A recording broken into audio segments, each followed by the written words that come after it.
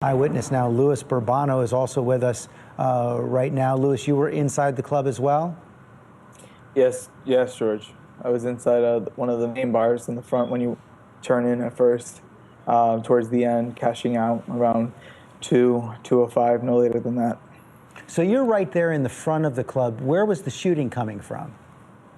The entrance was to my right. I was at the far end to the left of the bar with my best friend and a couple people we had seen and known and recognized. It came to the far right. There is I guess a crest or a crevice where the entrance happens. You have to go through there. There's a mini hallway that enters to my bar, well, the bar I was in, and then the main dance floor. But at that point in time, when everything was going off, we couldn't even tell where it was coming, whether it was coming towards us, towards somewhere else. It just got louder and louder.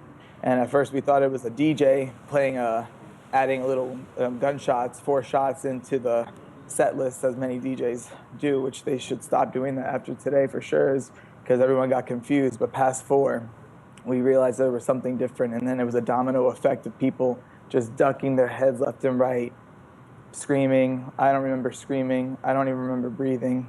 I just remember dragging my best friend down, dragging this girl down who was looking for her sister, and then just slipping in what was already, you can imagine, everything from drinks on the floor to blood. So were there victims actually inside that side bar where you were, or was it all in the main dance floor? To be honest, George, I could not tell. It started with those 4 gunshots. They got louder, they got closer. It was going on continuously, as I think Chris said. As we were, there was a break after about 10 to 20 gunshots. There was a break of like 10 seconds, which then we started jetting towards this little side exit of the side stage. And then the shooting continued continuously, loud. It was definitely no small gun, that's for sure. And then we jetted out to the back when the volume of the gunshots started getting closer and louder. Was it like a machine gun, or was it one shot at a time? No, it was not one shot at a time. It was not. If it was one shot at a time, I would have heard only probably 8 rounds, and that was it. And I heard at least 20 to 30 by the time I got out. By the time I had to help some kid who collapsed on the floor, and I lost my shirt, but only because I used it as a turn-again. Two of my shirts as turn-agains for this poor gentleman, who I'm praying everyone, especially him, is going to make it through, who had lost half his arm. And then this other guy who was walking around with a bullet in his leg, and he had no idea it was sticking out. And the bullet, I kid you not, was about this big, the size of your finger. And he had no clue because of the adrenaline, and he was too busy looking for, I think, a family member who was still inside. So you stayed inside, were trying to help some of the victims before you left out. How many minutes were you inside after the shooting began? It seemed like an hour, but no more than a minute and a half. And then we just started pushing and pushing. And as soon as we got that 10-second break, we went to this alleyway, which led for only employees. And we had tried, me and this random guy, tried blocking the door. Because at that point, like I said, the bullets were getting louder and closer. So we blocked this door, and we did hear banging. And I pray it wasn't anyone trying to escape, because I would forever feel guilty. But at that point, there was about 20 people in front of us crammed in this little alleyway with a big hole in one of the fences, and just trying to topple over, just trying to escape, just run. So you all kept trying to get out of there as quickly as you possibly could. But after you got out, the shooting continued? As we got further out, it was continuing. At that point in time, that's when I had seen this gentleman collapse, and he was still really close to the building. I just picked him up and I just dragged him. I said, "What are you doing? What are you doing?" Unbeknownst to me, his arm was in half and split, and he had a gash on his side. Dragged him as far as I could, and then an undercover cop, believe it or not, who I believe was the one who dispatched and called it in.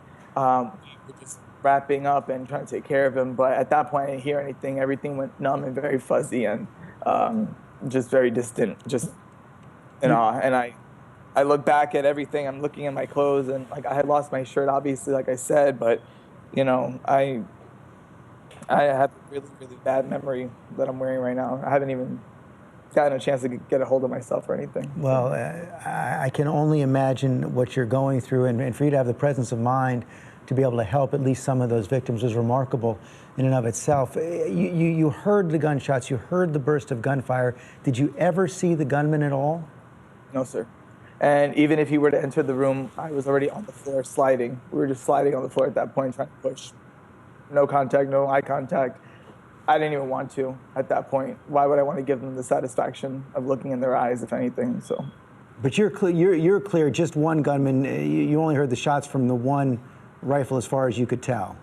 Yeah, no, it was one gunman. It sounded like two, but then I realized that wasn't. That was just a big machine gun of some sort, or with some severe power. And give us a sense of the scale of this club. You said about 20 people were in this alleyway after you got out of the small bar. You had the big dance floor in the middle. We've heard other reports of hostages who were being held in other parts of the club. Give us a sense of the layout here and where that might have been. At least in the front bar, it's not that big, maybe probably 40 feet in length, probably about 20 feet wide. That was packed with over 100 people as it was. At that point, just jet out. The main dance floor was already kind of clearing out. People were going to their bars, paying off their tabs. They made an announcement, close out your checks, last call for drinks.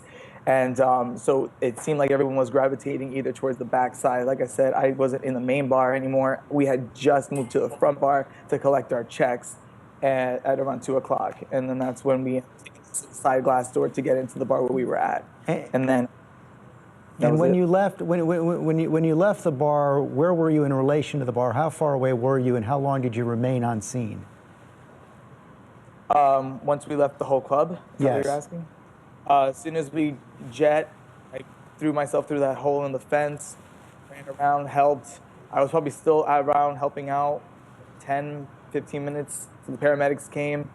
And then from there, they took over. That's when the cops said, okay, let's go. Time to go now, and just go. So we went about a block down, and then we heard the controlled explosion hours later, and then we heard 2 more explosions, and we heard 1 gunshot followed by the takedown, of course, which was at that point the officers right next to us told us duck behind the ledge, and then they moved us behind a huge fire truck.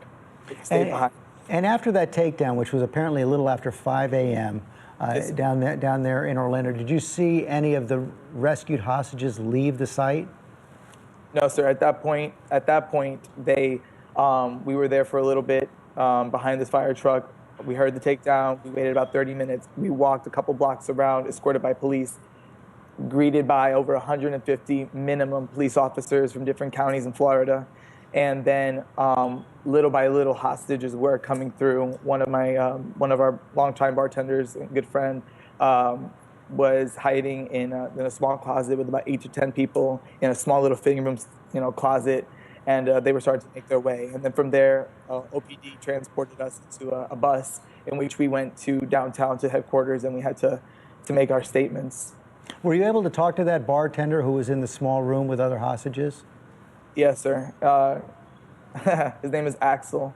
He's they were just, he said he only thought it was only a few of them at one point, and then people little by little as time was going on were just popping out in different parts of the bar, of the fitting room. And then he said at one point he even got behind the door ready to just drop down a bar stool on whoever was to walk in trying to do something. Because at that point, you either run or you try to make something happen to try to save as many as you can. So, do you have any idea how many people the club holds, or how many people were in the club at 2 a.m. when you were there? We had walked in actually, and I had told my best friend and I were talking, and we said, "Wow, for a good night, it's not that packed, it's not that dead. It's actually very quiet, but really, really lively. Great energy. Normally, there's always little altercations. I would say definitely a couple hundred." I've seen that club at max capacity where elbow to elbow you're pushing through just to get to the restroom or to the drinks or anything. There was probably at least a couple hundred for sure, 200 to 300 I would think, spread out throughout the front bar, the back patio, the main floor. So it's a great layout. They had just remodeled it. They made it look really, really wonderful. It's been a while since I've been there. And then great people, more people were trickling in as the night was going on, believe it or not. Well, Louis, we're glad you're okay. We're sorry for all the friends you lost last night, but thank you for sharing your time with us now and being able to tell us what happened from inside that club. Thanks very much.